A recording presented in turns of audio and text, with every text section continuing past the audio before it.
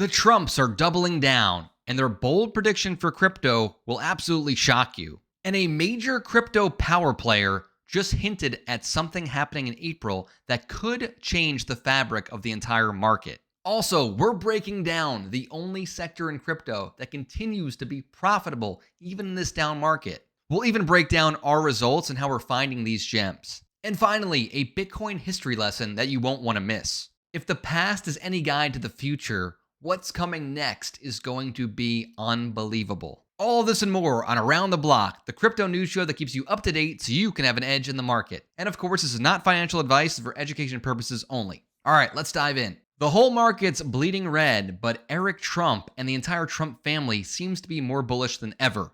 Let's listen into what he has to say. Well, too, and I know stablecoin is different than Bitcoin, but you've been big proponents and bullish on Bitcoin as well. We still are. I'm a huge proponent of Bitcoin. I do think it hits $1 million. I think it's one of the greatest performing asset classes. I mean, go back 2 years. Bitcoin was at what, 16,000? Where is it at right now? 70? Yeah. Right. I mean, if you look at the last 10 years, Bitcoin has gone up 70% a year on average, year over year for the last decade. Name an asset class that has performed better than Bitcoin. And now, obviously, you have lots of volatility. If you don't want volatility, go invest in some muni. Go have a great time. Go invest in some treasury. You're going to have volatility with something that has tremendous upside. But I've never been more bullish on Bitcoin in my life. I've never been more bullish on cryptocurrency in my life.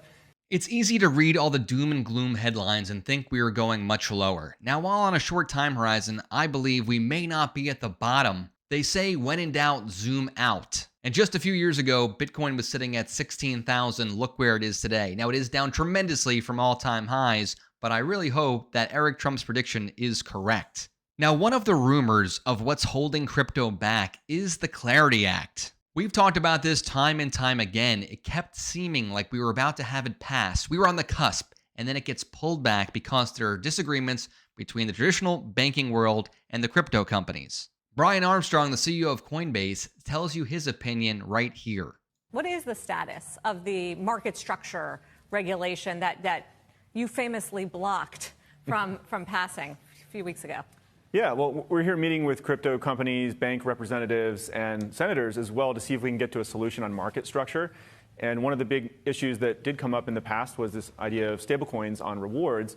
I wouldn't say we blocked it. In fact, nobody, I think, in the crypto space has been working harder on this over the last few years to try to get some legislation. What we did say was the current draft, we had some issues with it. I think that caused everyone to come back to the table. And there's now a path forward where we can get a win-win-win outcome here. A win for the crypto industry, a win for the banks, and a win for the American consumer to get President Trump's crypto agenda through to the finish line so we can make America the crypto capital of the world. You can see the interviewer trying to get him to squirm, saying that he was the one that blocked the bill. But what he goes on to say, or what his counterparty goes on to say, is that the reason it is being blocked by them is because the banks are trying to take advantage of regular consumers. Let's listen in. Well, look, I had concerns about the bill, still have some concerns about the bill. We weren't done. We got hung up on the issue of rewards on stablecoins, which is really, in my mind, really shouldn't be part of this equation.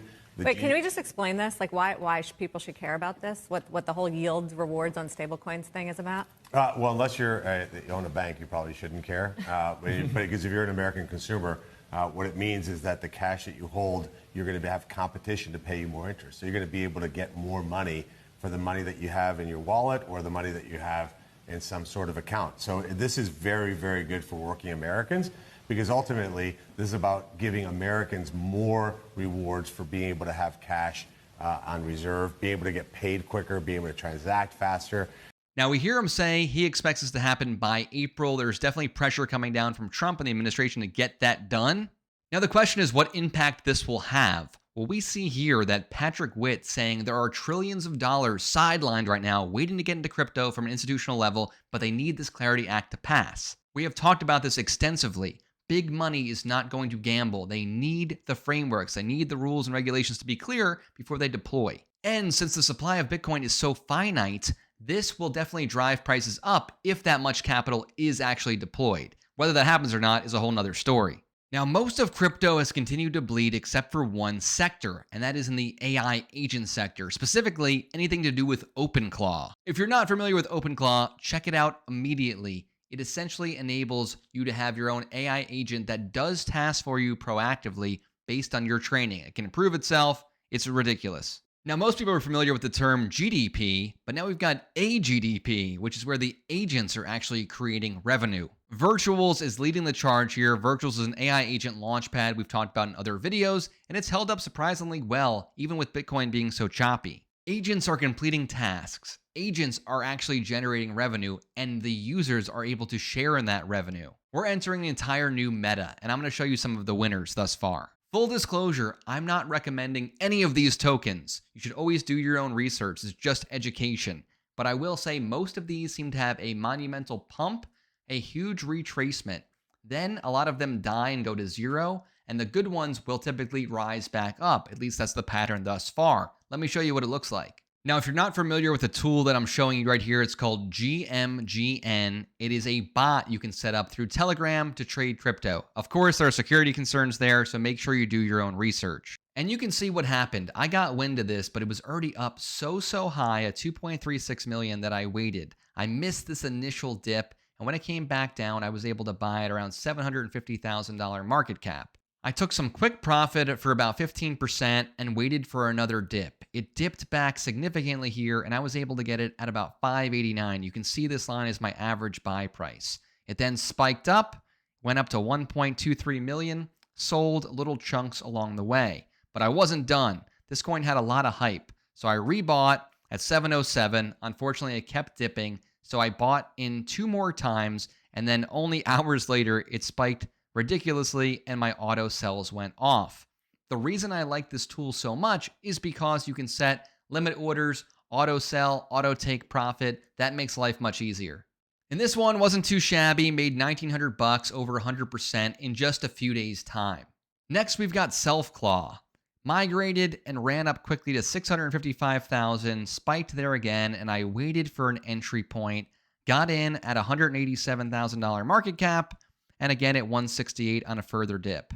Immediately was able to take some profits at about a 2x or so, some of this even a 3x, and then waited to take the rest. My auto sells were going off like crazy here as this thing spiked up to 1.8 million, literally over a 10x from where I bought it.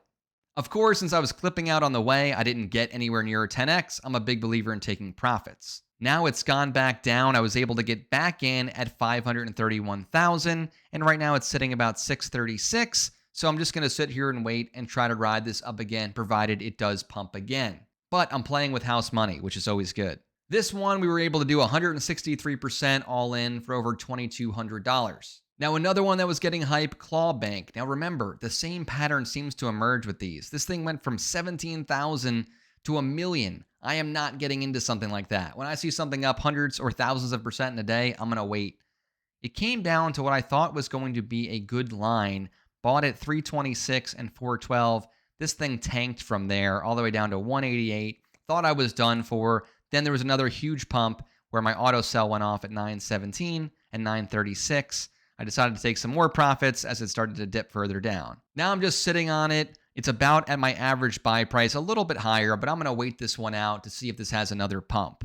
This one, not quite as good, $458, but still almost 90%, so not so bad. So how do you find opportunities like that? Honestly, you cannot find them on some type of deck screener page. Usually by the time they're on the front page of that, it's already too late. What you need to do is just like you would do in a regular business. You need to network. You need to find groups. You need to find people you trust and be able to network with them, get into those chats, and be able to get the alpha, meaning the information before everyone else has it. And if you want to shortcut that, I recommend checking out the Blockchain Boardroom Alpha Hub. There's a link in the description where we help call out trade alerts and provide advanced trainings.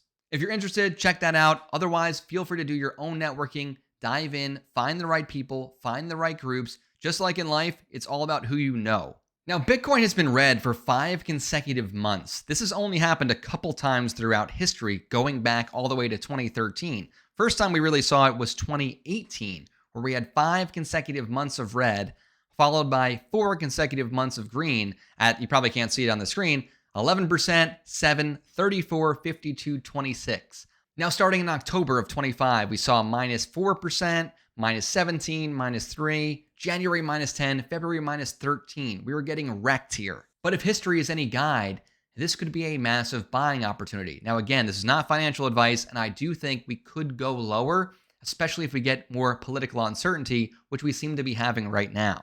But I've been in crypto since 2017, and I'm going to share a lesson with you that would have been so valuable for me to hear many years ago. When things were up, I was all in. I was looking at coins, I was getting more educated, but then once it went down, I kind of forgot about it. That was the biggest mistake. When things are down, when things are boring, that's when you lock in. That's when you educate yourself, because the opportunities don't typically lie at the peak of the bull market, unless you're shorting the market. They lie in the depths of hell, in the bear market. Lock in, do yourself a favor, just learn as much as you can if you love this space, and I do think you will be rewarded handsomely when the market flips. The key is positioning yourself when everything is quiet, when everyone's sad. Just like Warren Buffett says, you buy when there's blood in the streets, even if that blood is your own. I hope you've enjoyed this episode of Around the Block. Don't forget to like and subscribe, and I will see you in the next one.